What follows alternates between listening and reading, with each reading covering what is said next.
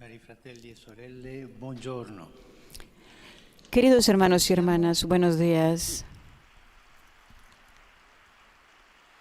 Iniziamo oggi un nuovo ciclo di catechesi dedicato a un tema urgente, un tema decisivo per la vita cristiana. Empezamos hoy un nuevo ciclo de catequesis dedicado a un tema urgente y decisivo para la vida cristiana: la pasión por la evangelización, es decir, el celo apostólico.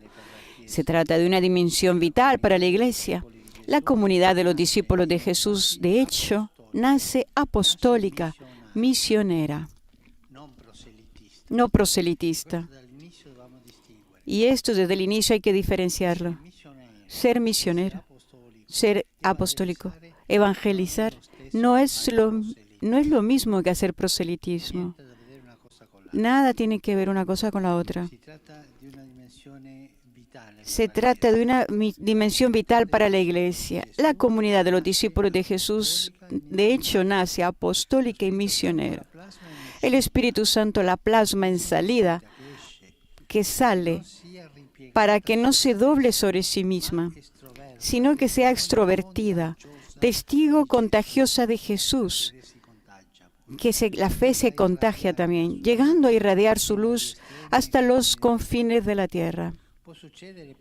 Pero puede suceder que el ardor apostólico, el deseo de alcanzar a los otros con el buen anuncio del Evangelio, disminuya, que sea tibio. A veces parece eclipsarse. Hay cristianos encerrados en sí mismos que no piensan en los demás. Pero cuando la vida cristiana pierde de vista el horizonte del anuncio, se enferma, se cierra en sí misma, se vuelve autorreferencial, se atrofia. Sin celo apostólico, la fe se marchita. Sin embargo, la misión es el oxígeno de la vida cristiana.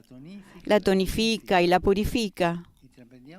Emprendemos entonces un camino al descubrimiento de la pasión evangelizadora, empezando por las Escrituras y la enseñanza de la Iglesia, para obtener de las fuentes el celo apostólico.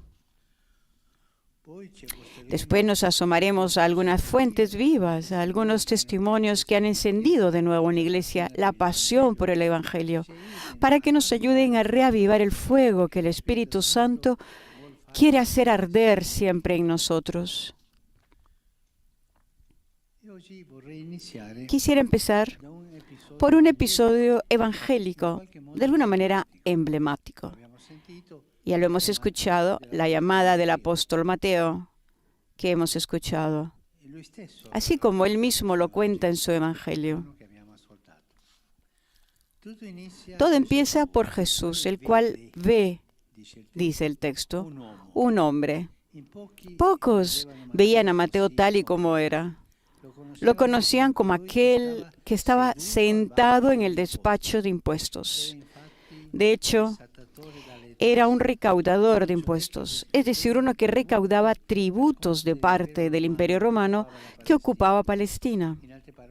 En otras palabras, era un colaboracionista, un traidor del pueblo. Podemos imaginar el desprecio que la gente sentía por él. Era un publicano, así se llamaba. Pero a los ojos de Jesús, Mateo es un hombre, con sus miserias y su grandeza. Estén atentos a esto. Jesús no se detiene en adjetivos. Jesús siempre busca sustantivos. Este es un pescador, no, esos son adjetivos. Jesús va a la persona, al hombre. Esto es una persona, esto es un hombre, una mujer. Jesús va a la sustancia, al sustantivo, nunca al adjetivo. Deja pasar los adjetivos.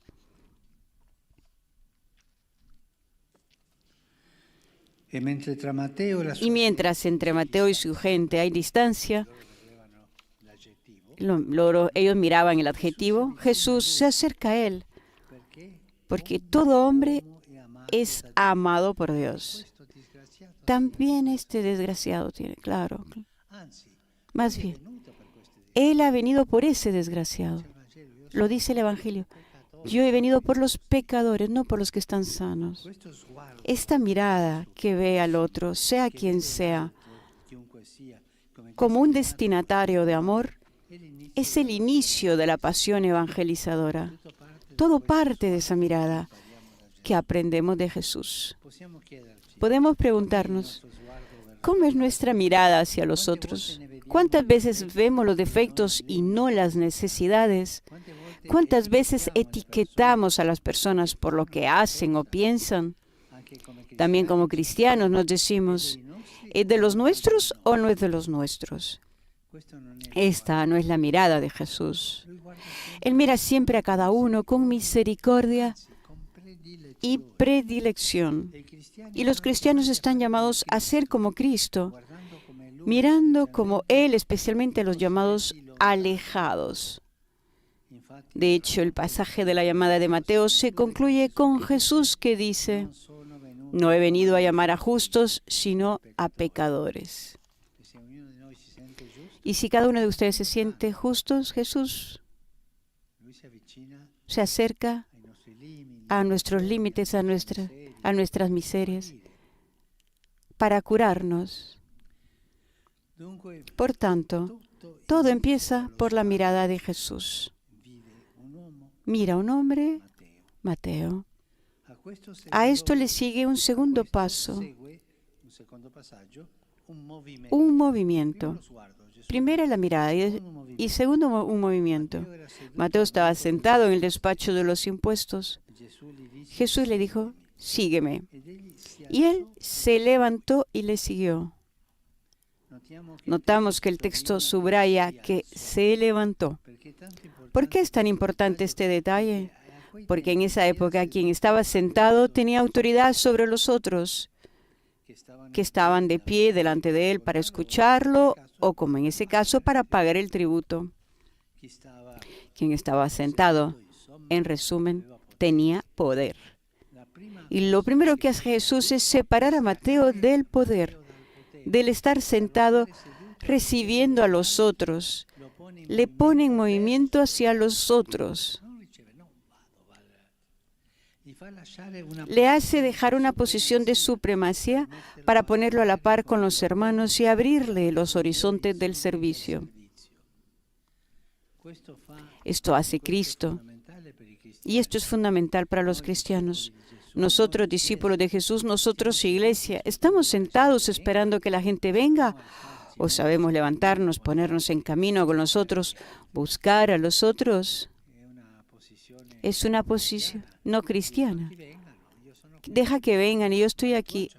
Eres tú quien debe acercar. Eres tú quien debe dar el primer paso. Una mirada, Jesús mira, un movimiento, se levanta y finalmente una meta. Después de haberse levantado y haber seguido a Jesús, ¿dónde irá Mateo? Podríamos imaginar que, cambiada la vida de ese hombre, el Maestro lo conduzca hacia nuevos encuentros, nuevas experiencias espirituales. No, o al menos no enseguida. En primer lugar, Jesús va a su casa. Ahí Mateo le prepara un gran banquete en el que había un gran número de publicanos. Mateo, o sea, gente como él. Y Mateo vuelve a su ambiente, pero vuelve cambiado y con Jesús. Su celo apostólico no empieza en un lugar nuevo, puro e ideal, sino ahí donde vive, con la gente que conoce. Este es el mensaje para nosotros. No debemos esperar ser perfectos y tener hecho un largo camino detrás de Jesús para testimoniarlo. No. Nuestro anuncio empieza hoy, ahí donde vivimos. Y no empieza tratando de convencer a los otros, sino testimoniando cada día la belleza del amor que nos ha mirado y nos ha levantado. Que sea esta belleza, hay que comunicar esta belleza para convencer a la gente. El mismo Señor, nosotros somos los que anunciamos al Señor. No nos anunciamos a nosotros mismos, ni anunciamos un partido político, sino que anunciamos a Jesús. Tenemos que anunciar a Jesús a la gente. Hay que dejar que el Señor los convenza, no nosotros. Como de hecho nos ha enseñado el Papa Benedicto, la Iglesia no hace proselitismo, crece mucho más por atracción. Esto no tienen que olvidarlo. Cuando ven cristianos que hacen proselitismo y que hacen una lista de gente para ir, ellos no son cristianos. Son paganos, pero tienen un corazón pagano. La Iglesia crece no por proselitismo, crece por atracción.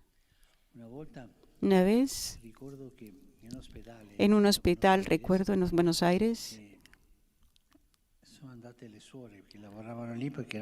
se fueron las religiosas que trabajaban ahí porque eran pocas en el hospital y vino una comunidad de religiosas de Corea. Llegaron, por ejemplo, un lunes. Tomaron posesión de la casa de las anteriores religiosas y el martes fueron a ver a los enfermos, pero no hablaban nada de español, solo hablaban el coreano. Los enfermos estaban felices porque decían cuántos son lindas estas religiosas, sino que con la mirada, se hablaban con la mirada. Las religiosas comunicaron a Jesús, no se lo tuvieron dentro, sino que lo comunicaron con la mirada. Comunicar a Jesús, no nosotros mismos. Esto es atracción. Esta es atracción, contrario al proselitismo. Este testimonio atractivo y alegre es la meta a la que nos lleva Jesús con su mirada de amor y con el movimiento de salida que su espíritu suscita en el corazón. Y nosotros podemos pensar, si nuestra mirada se parece a la de Jesús para acercar a la gente, para acercarla a la iglesia. Nosotros somos eso. Queridos hermanos y hermanas, en esta catequesis comenzamos un nuevo argumento, la pasión por la evangelización, o dicho de otro modo, lo que se llama el celo apostólico. Una dimensión esencial de la Iglesia es ser misionera, salir a irradiar a todos la luz del mensaje evangélico. Cuando esta dimensión se pierde, la comunidad se enferma, se cierra en sí misma y se atrofia. Son los cristianos atrofiados. Hoy reflexionamos sobre la conversión de Mateo, en particular sobre 3 elementos que podemos distinguir en este relato de evangelio que escuchamos. Todo comenzó cuando Jesús vio a un hombre, Mateo, no lo juzgó por lo que hacía, era un publicano, sino por su realidad íntima, con sus virtudes y sus defectos. Al llamarlo, Mateo se levantó, dejó su puesto de autoridad, dejó sus seguridades y se puso a disposición de Jesús en una actitud de servicio a los demás. Después de su conversión, Mateo no se fue a un lugar lejano e idílico, sino que regresó a su casa. Al volver ya no era el mismo. El encuentro con Jesús lo había cambiado, convirtiéndolo en un auténtico testigo de la alegría del Evangelio. Saludo cordialmente a los peregrinos de lengua española. Veo que hay colombianos, venezolanos, uruguayos, argentinos, mexicanos, españoles. ¿Cuántas banderas? Pidamos a Dios la valentía de Mateo para que también nosotros, al sentir la mirada del Maestro que nos interpela y nos descubre como somos, seamos capaces de alzarnos de nuestra postración y ser sus testigos en nuestra vida cotidiana. Que Jesús los bendiga y la Virgen Santa los cuide. Muchas gracias.